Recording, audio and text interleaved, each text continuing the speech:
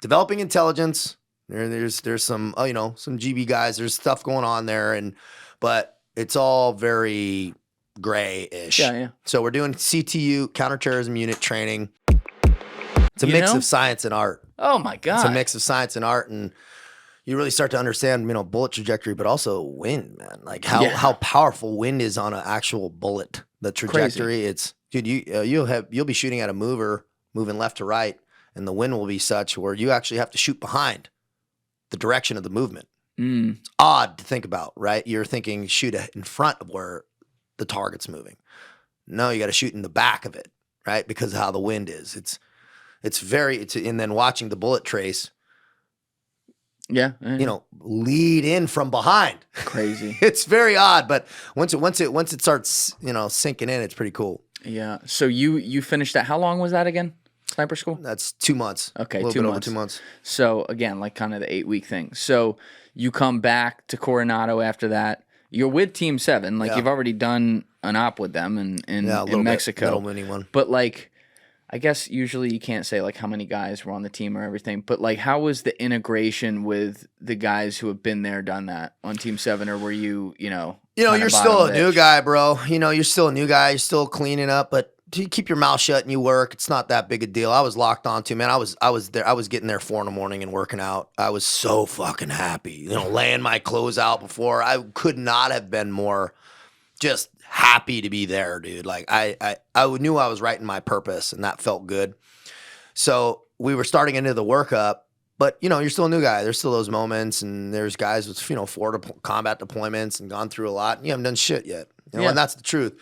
So I understood that. Though, but I was all about just taking on responsibility, learn as much as I could, staying hard, man, staying physically fit and looking and acting the part, bro, So you're not out there partying, getting in trouble or any of that shit right now? I mean, not yet. Yeah. But no, I wasn't getting in trouble, but I was, we'd go out and have fun, but I wasn't getting in trouble and stuff like that.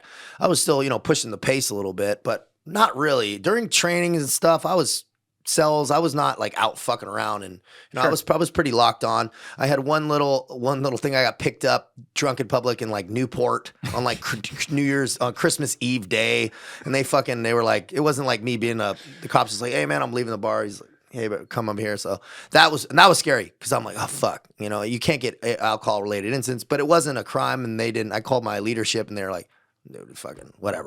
Like, they're like, did you do anything? I'm like, no. The cop, they're like, you didn't even run paperwork. It was, So I said, okay. So we do the full workup. We get ready, and then we go to Yemen, right? That's where we get picked up for that low visibility operation in Yemen because they only allowed 9 of us in country. What year is this? This was 2013. Okay, so they let 9 Team 7 guys in country. Yeah, so. It was cool, man. They give you the credit card, buy all your Arc'teryx shit, and and start growing your beard out. So we were growing beards out and getting ready to go, and it was me and one other new guy that got picked for it, and everybody else was older guys. And we went, man, and it was pretty much a gray not pretty much exactly a gray insert. We weren't coming through a port of entry. You know what I'm saying? So we were. So how does that work?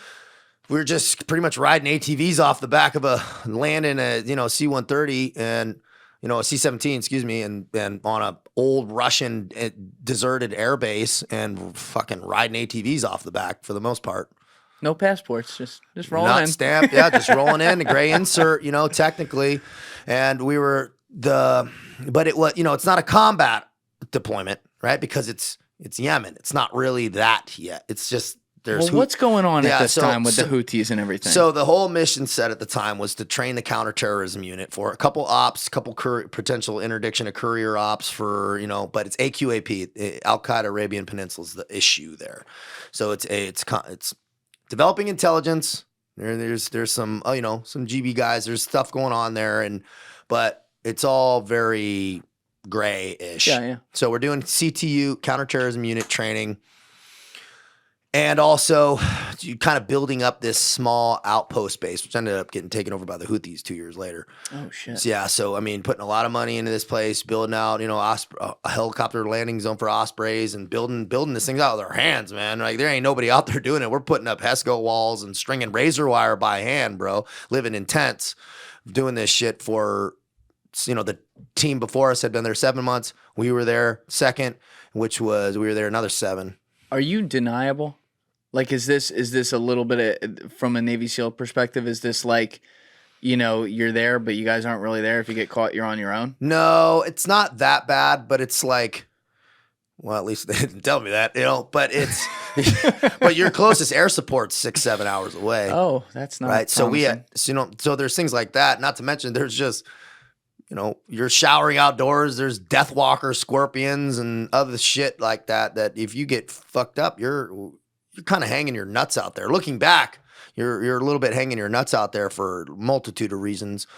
But man, I was so happy, bro, just because I would take sniper watch in the sniper tower at 3 to 6 in the morning, and I would just sit there, dude, and the morning prayer would kick off, and it'd be like, and I'd be like smoking my cigarette, drinking my coffee, like, fuck yeah, bro. I'm like, finally, dude. I'm like, damn, it's been a long path, man. Give me a fucking reason. I just was so happy to be there. I just felt right, So, I didn't care what I was doing as long as I was like training, working, and being away from the flagpole's nice because we're on our own, man. There was where we brought 5,000 cash each. There's no galleys or you're eating off the local population with cash. So we would send our interpreters in to buy fucking chickens, and I would eat a half chicken a day, and I'd go eat with the counterterrorism unit. You got to kill the chicken? No, pretty much, bro. But all everything's. You're not eating vegetables because it's covered in bugs and stuff. So you're just eating. But I would go over to the counterterrorism unit and sit on, surrounded by 100 cats and flies and eat boiled goat off the ground, bro. I was like, free lunch, bro. It's all good, dude. I was the only one that would go over there, bro, because I was like trying to keep those gains coming in, dude. I was like, I'll eat with the counterterrorism unit, bro. I was all about it. Oh my God. So it's 9 of you, and you're training all these guys. Yeah. So we would go up to the Capitol and do security for the ambassador. What's the capital again there? Sana'a. Sana'a. Yeah. So we'd go over to the Capitol and do some. Can we pull up Sana'a on a map? Sanaa. Sana'a, Yemen. Yeah. Just want people to see that. But go ahead. We were actually kind of in Aden when we were doing that little operation stuff, but the capital's Sana'a. And man, the Houthis were there. There were still a lot of issues with, we're going to chop the president's head off. And there's a lot of, you see Sana'a right there, kind of up in the middle. And we were down in Aden during this time. Okay. We were down in Aden.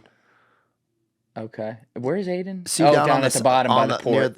Near the water. Yeah, yep. Which is, dude, it's a trip down there. For anybody that doesn't know about Yemen first of all, the water's like turquoise blue. You're like, wow. Yeah. And it's filled with trash. Oh, that's filled with plastic bags, bro, because they all chew cot.